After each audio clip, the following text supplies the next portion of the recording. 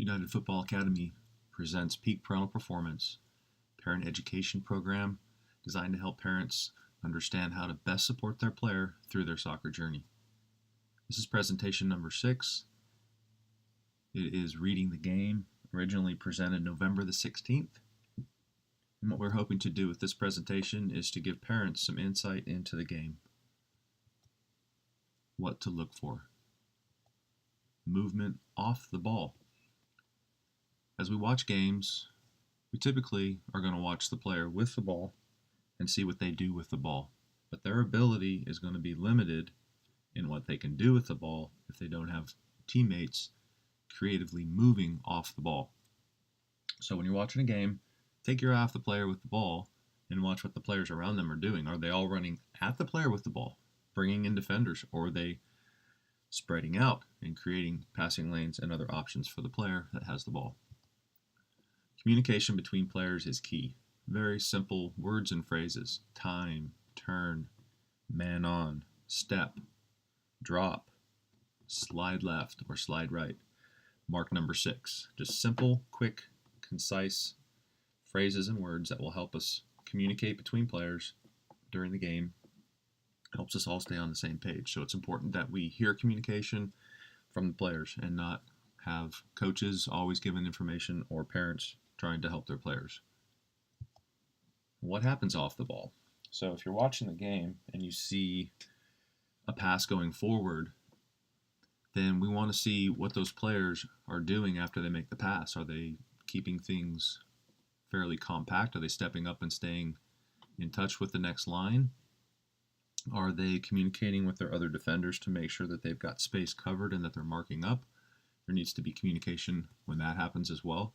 So we want to have players identifying where the danger areas are.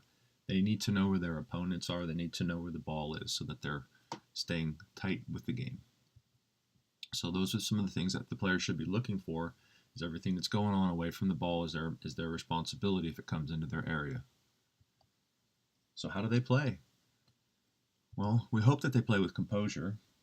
And by that, what we want is we want players that can take a good first touch with either foot, multiple surfaces. They can dribble with confidence. They can read the game. They know what to do before they get the ball.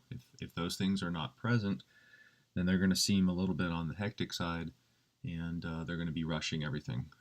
We want players to have patience and understand that there's a rhythm to the game, and sometimes it's a quick rhythm, and sometimes it's a slow rhythm. So having patience allows players to read the game and not be so hasty with their decisions, leading us to that first option, the player with the ball. They get their head up and they see their teammate.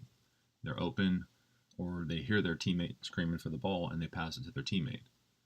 Is that the best option? Or was that just the first option? Do players see more than one option? Are they aware of their other teammates? Are they able to take a quick snapshot and then make a decision which one is best? And that goes into the awareness part of the game, which is always staying in the game and always scanning and looking and knowing, what would I do if the ball came to me now? If it came to me now, do I have space on my left or my right? Am I marked up? Do I need to move and get into a different position to support? Speed of play is a difference between every level. If we're not aware of the space around us, our speed of play is going to be slow because we have to take our touch, then get our head up and look at our options. And that does not allow for a quick 1 and 2 touch game. And that is the difference between all levels. Passing lanes. What are passing lanes? How are passing lanes created? Are we making straight passes to straight runs? Or are we making diagonal passes to straight runs? Or straight passes to diagonal runs? This slide gives you a quick peek into what we consider passing lanes or the channels. Our number 10 attacking midfielder has the ball. Our wingers, 7-11, are showing good width, allowing passing lanes 1, 2, 3, 4, and 5. Now, if 7 and 11 start to pinch in and squeeze the space, then passing lanes 1 and 5 become very narrow or non-existent, and we squeeze everything in. So if we can teach our players to maintain width, then we will allow more passing lanes and wider passing lanes.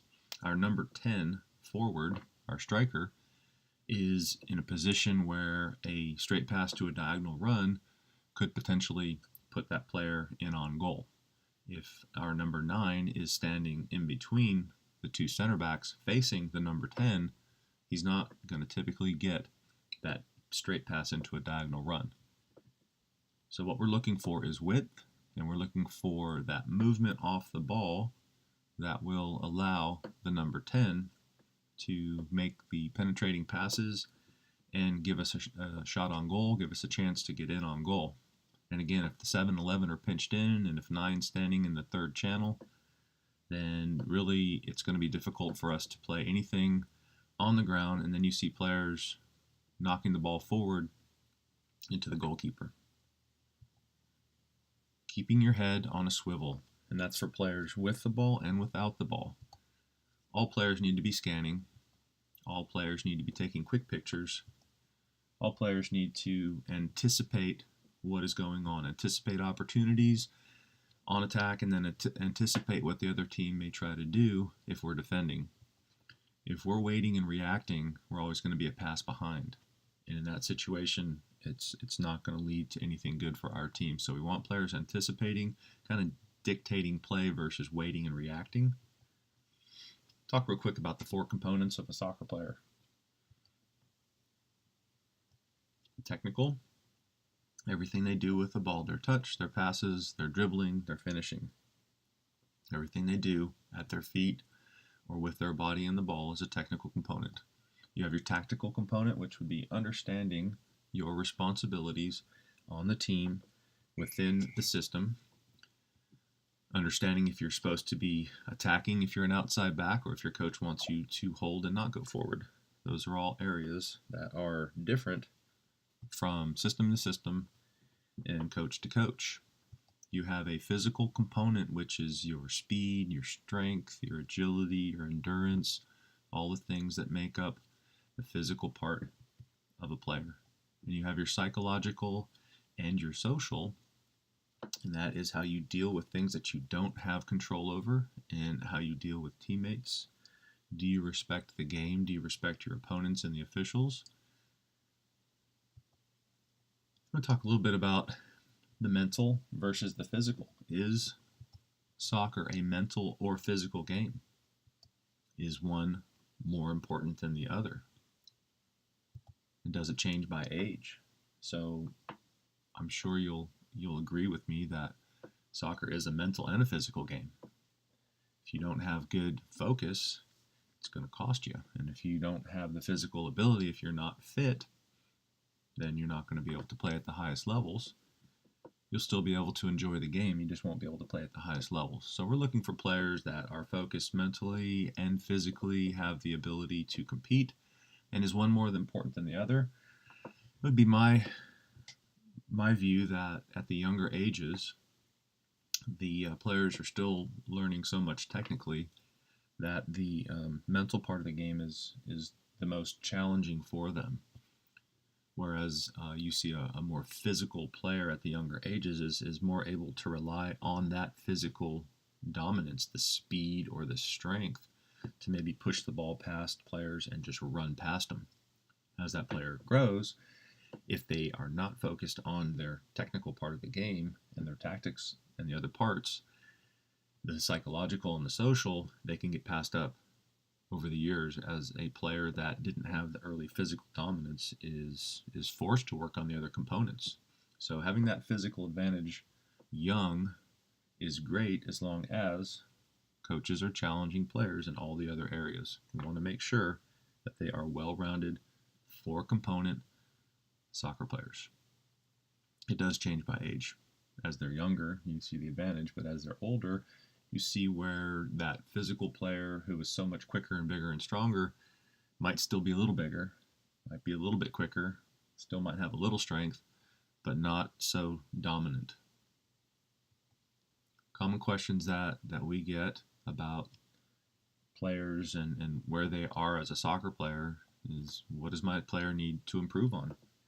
And that can be a difficult question to answer depending on the age of the player, because where they are at the early age isn't the most important. It's if they are engaged and if they are learning and if they are progressing, if they are loving the game and playing the game, then those are the things that you want to look for. So what they need to improve on is everything: technical, tactical, the physical. They can increase through some hard work. You're not going to see massive gains there, but you can definitely fine tune and you can be more fit than your opponent. But your technique is probably going to be the most important thing that you work on, playing with your head up, seeing the game, reading the game, understanding the game. How does my player get moved up? Simply, they have to outwork the players that are above them. If a player on a team above you is training 3, 4, 5 times a week and you're only training 2 to 3, you're never going to catch that player. It's just like anything in life. You have to outwork the next person in line. If you don't outwork them, they stay and you stay. You have to put in the effort. You have to want it. You have to work hard. And you have to want to be the best and work to earn it. Another question is, what's the best position for my player? All positions are important at the younger ages so that they understand the game from all the different perspectives. As players get older, they will start to settle into positions that complement their abilities. So if you are a player that has good endurance and you're rather tall or you're just really fast, you might be looking at an outside position. If you are a strong player with a nose for goal, going to hold the ball up well, you might be our number 9, or you might be our 4 and 5. So the midfielders would be your quick, crafty, 360-degree players.